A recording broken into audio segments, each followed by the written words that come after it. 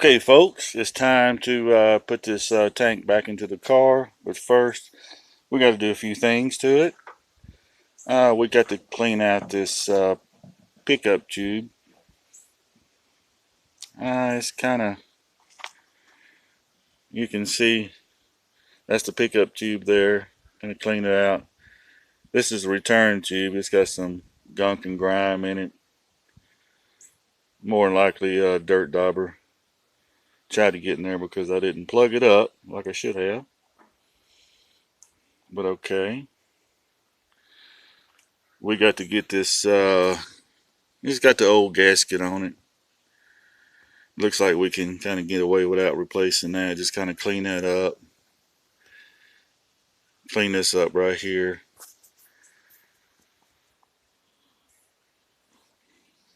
Okay, I got some new hoses for it. Brand new fuel lines. Uh, these are kind of dry rotted on the ends.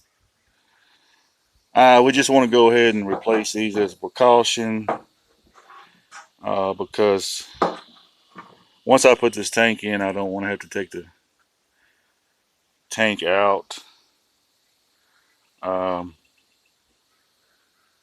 it's a lot of trouble up on top of this tank to try to replace these lines with the tank already in the car. So as a precaution, we're going to change these fuel lines. So, and I found a filter. This is from O'Reilly's, and it's just a standard filter that goes on like older Chevy 350 V8s. I'm not sure if it's the Holly carb or the quadradrunk carburetor that it goes on, but here's the part number. PCG 3389. Kind of replacement numbers there if you can see it. Yeah, we're going to try to get this little sucker with it's got a hole on one end, it's capped off at the other like it needs to be. I know it's not quite big enough.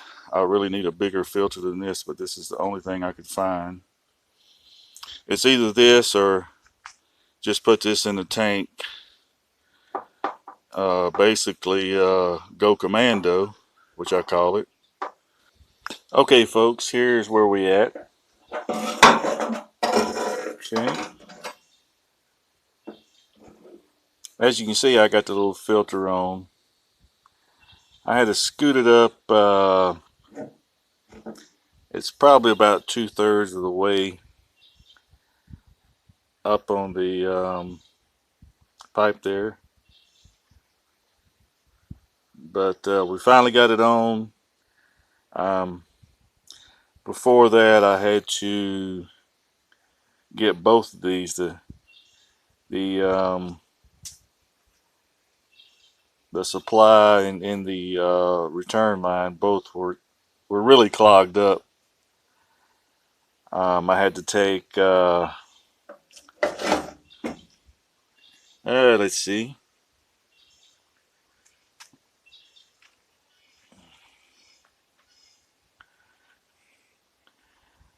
I had to take some wire off a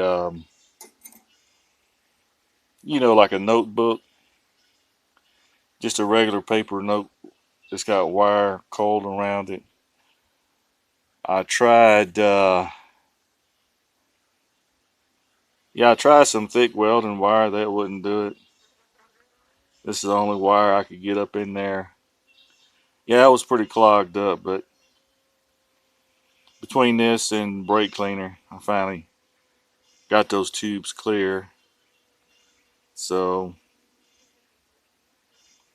I can go ahead and proceed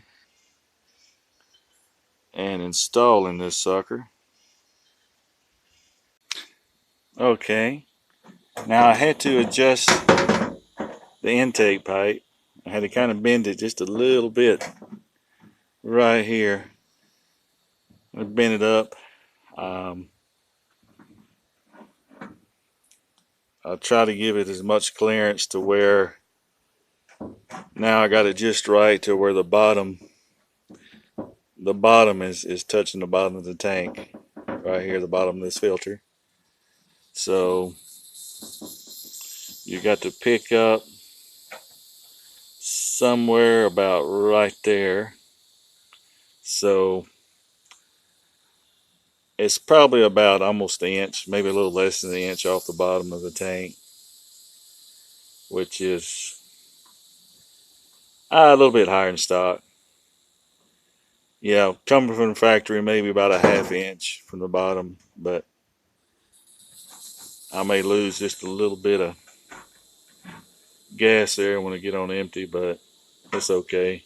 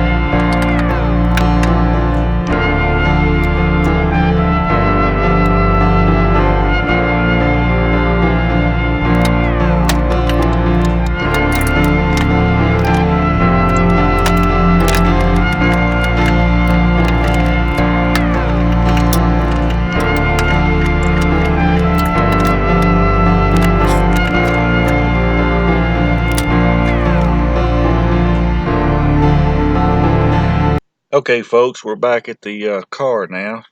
You can see this is the gas tank cover here. So if you follow it pretty much straight down, we'll just go straight down a little bit there. You can see, kind of between the side marker light here and the tire, you got a wire. It's just a simple fuel gauge and low fuel light sending unit. So it's just 3 wires. A positive for the fuel sending unit and another positive for the low fuel light, and it's got a common negative. So we're going to check this to see if the gas gauge works. Okay, we're just going to hook our fuel sending unit right up here like that.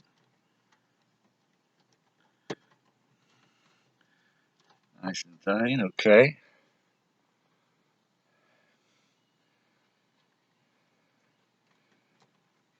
Now it normally sits about like that in the fuel tank. Fuel tank's empty, sitting like that. Fuel tank is full, it'll go up like that.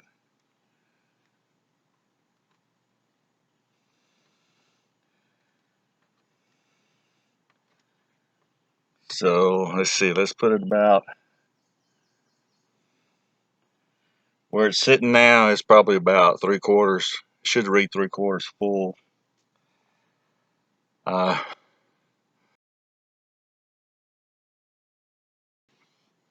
Okay, there's absolutely no reading. Gas tank is still reading empty. Kind of move that around a little bit. Make sure the wires are nice and tight. Let's check her again.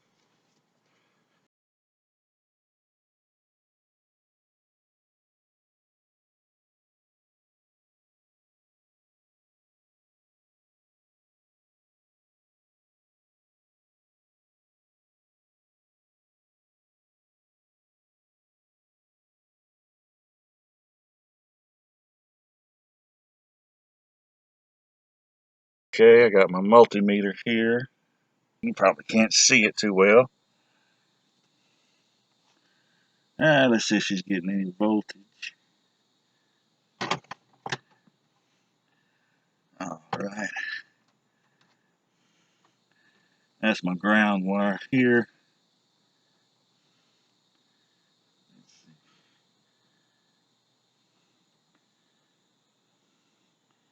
No voltage signal. Let's see.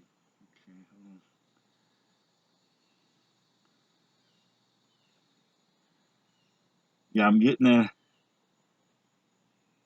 a voltage signal on the sending unit side. Next, I'm gonna just take this little piece of wire. It's just about 5-6 inches of speaker wire.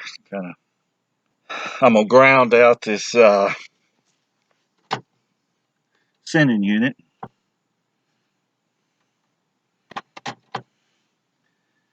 We're just gonna go from the ground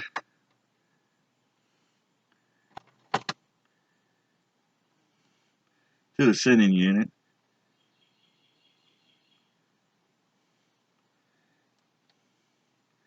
It's just called grounding it out. Let's see. Let's see if that makes a difference. I can see my needle going up toward the full mark. So in other words, by grounding this wire out, that basically means no resistance or very little. And that's when the tank reads full. Uh,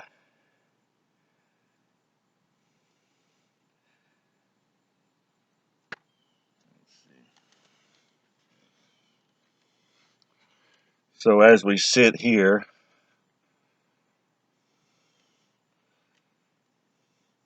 when it's on empty, that's the most resistance.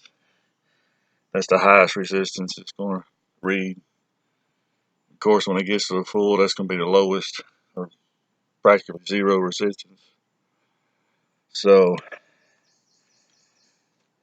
we just proved that the um, field gauge is actually working.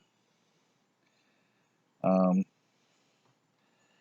so the problem is more likely my sending unit, because all this is inside here is just basically a variable resistor. It's just simply a variable resistor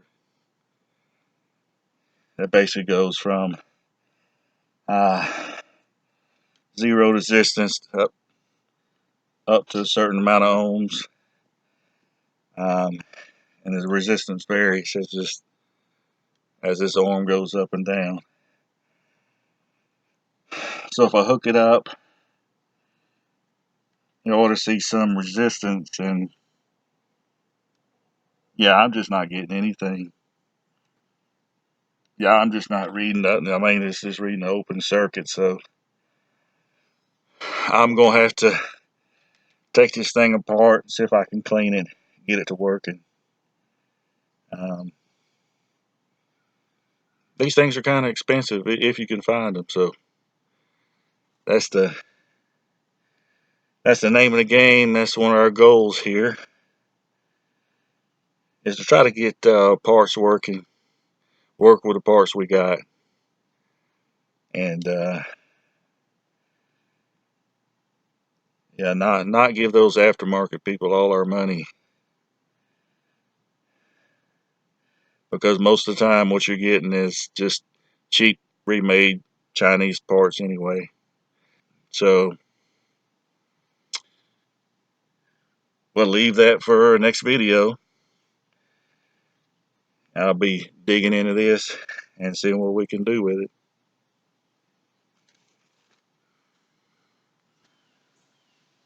Okay, folks. Um, like I said, next video we're going to be cracking into this little unit here,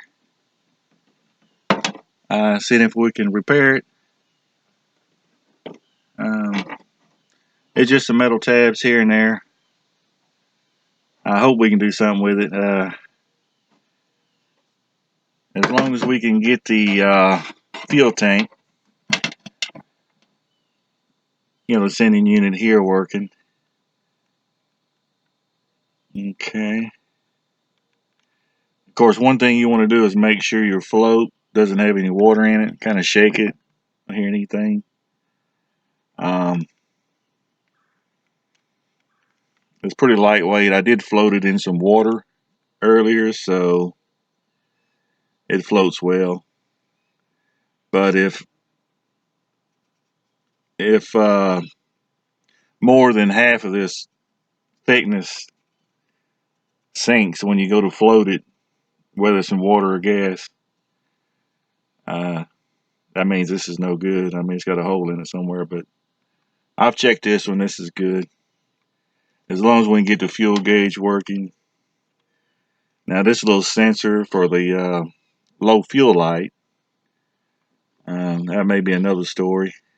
Um, I don't think this is replaceable, but we're going to check it out and see. So if you like this video, please press the thumbs up. If you didn't like it, thumbs down. If you're not already a subscriber, please subscribe to my channel down below. Let's see, the last little thing, I want to spray this with this rubber gasket is just hard as a rock. I want to get this sprayed.